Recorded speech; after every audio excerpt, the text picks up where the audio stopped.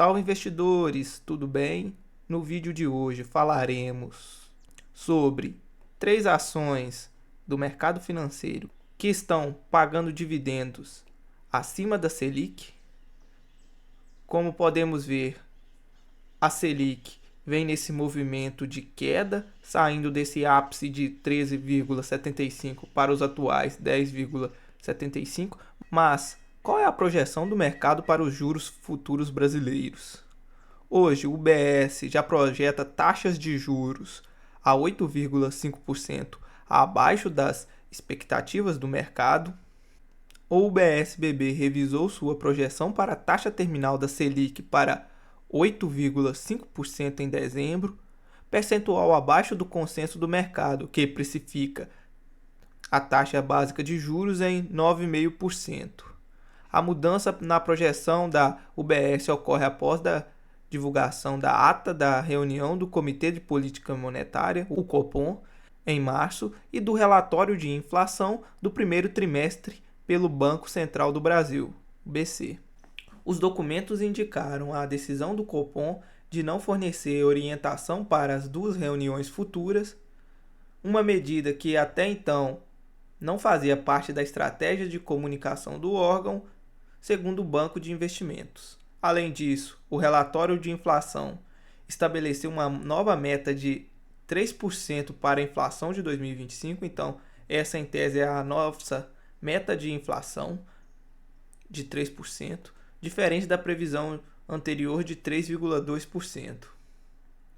Ainda que, após a reunião, a revisão da taxa Selic foi calculada com base na perspectiva econômica a partir de um contexto de um mercado de trabalho mais apertado e uma desaceleração na inflação de alimentos e bens. O banco acredita que o comitê reconheceu a necessidade de maior flexibilidade na condução da política monetária, o que influenciou mudança na orientação futura, optando por não sinalizar nenhuma informação sobre a reunião de junho. Os analistas da UBS afirmam que a expectativa é que o Banco Central continue fazendo cortes de 50 pontos na decisão. No entanto, o mercado financeiro é uma expectativa de 2 possíveis resultados após essa redução da Selic. O Banco Central pode parar de indicar o que fará futuramente com os juros. Existe uma chance de 50% do Banco Central pare de cortar os juros em agosto. De fato, com a queda da taxa de juros, o investidor começa a olhar com bons olhos para a Bolsa de Valores brasileira, e na Bolsa encontramos hoje já ações que pagam acima da taxa Selic, que hoje está por volta de 10,75%. É o caso da nossa empresa que estava na carteira do canal, que é o caso da Petrobras. Eu fiz uma venda dos ativos da Petrobras que estavam na carteira do canal, pensando que eu já recuperei o dinheiro investido no ativo com valorização e proventos recebidos. Hoje a Petrobras passa por muitas incertezas políticas, o corte dos dividendos extraordinários, então tomei a decisão de retirá-la do meu portfólio. Eu não acredito que o governo tomará as melhores decisões para o bem da empresa, vendo de um ponto de vista do acionista, então preferi sair do papel. Eu vejo um papel muito arriscado, o caso da Petrobras, prefiro ficar de fora desse ativo, mas ela paga um excelente dividendo, pagou no ano passado cerca de 19% de yield, o ROI da companhia é excepcional, cerca de 32,75%, o que justifica essa negociação a 3,99 vezes o seu PL e 1,31 vezes o valor patrimonial. É sim essa incerteza política, é essa interferência estatal que a Petrobras tem no seu histórico.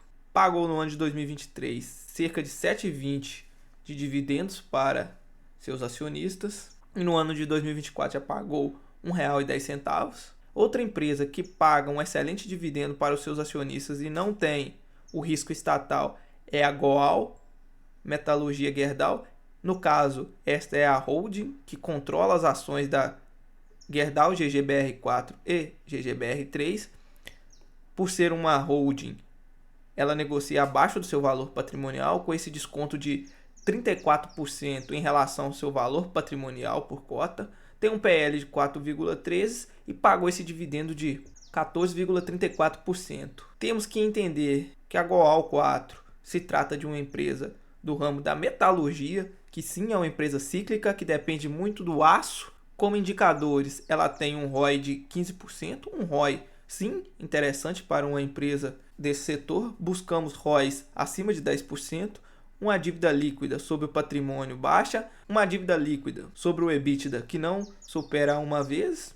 É uma empresa que vem trazendo um crescimento de lucros excepcional nos últimos anos, vem crescendo suas receitas com consistência, pagou aos seus acionistas R$ 1,59 no ano de 2023. Eu possuo na minha carteira GGBR3, faz parte da carteira do canal. Eu gosto muito do papel Gerdau.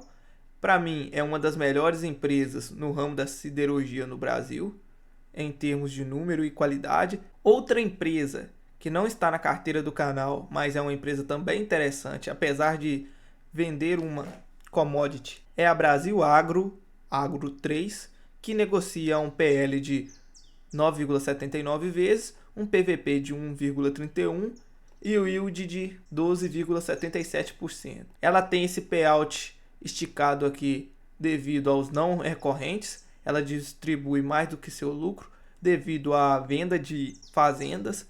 Basicamente, o negócio da Brasil Agro é vender e comprar terras. Ela compra a terra, prepara a terra e vende ela a um preço superior, tendo esse ganho de capital. Tem um ROI de 13,34%. Ela vende sim commodity. Ela tem uma dívida líquida sobre o EBITDA superior às outras empresas que eu estou trazendo nesse vídeo, com a dívida líquida sobre o EBITDA de 2,42. Ela está com um endividamento ainda assim razoável. O limite de alavancagem para empresas considerado saudável é até 3 vezes seu EBITDA. A Brasil Agro pagou no ano de 2023 aos seus acionistas R$ 3,21. Vamos calcular o preço teto no método de Décio Bazin para a Agro 3, usando essa planilha de preço teto que eu deixo na descrição do vídeo.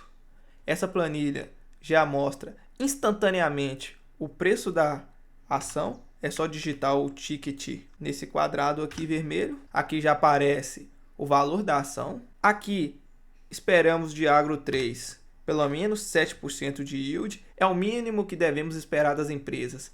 A taxa de retorno de 7% é uma taxa que supera a média do IPCA nos últimos anos, que foi de 6%. Então exigimos pelo menos 7% de dividend yield das empresas.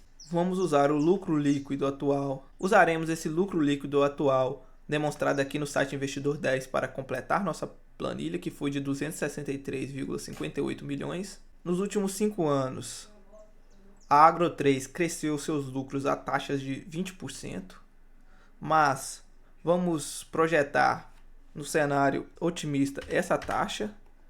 No cenário realista, projetaremos 15% de crescimento e no cenário pessimista, 10% de crescimento para Brasil Agro. Lembrando que aqui você pode colocar o valor que você achar que mais condiz com a realidade vivida pela empresa. Aqui já temos o lucro projetado mediante a taxa de crescimento inserida na tabela. Brasil Agro possui 102,68 milhões de papéis. Adicionarei esse número à tabela. Brasil Agro teve de média 77,7% de payout histórico. Usaremos esse payout de 77 em todos os cenários. Se considerarmos esses dados inseridos na tabela, que eu deixo na descrição, podemos chegar a um preço teto de R$ 31,00 num cenário pessimista para Brasil Agro, com a margem de segurança de 25%.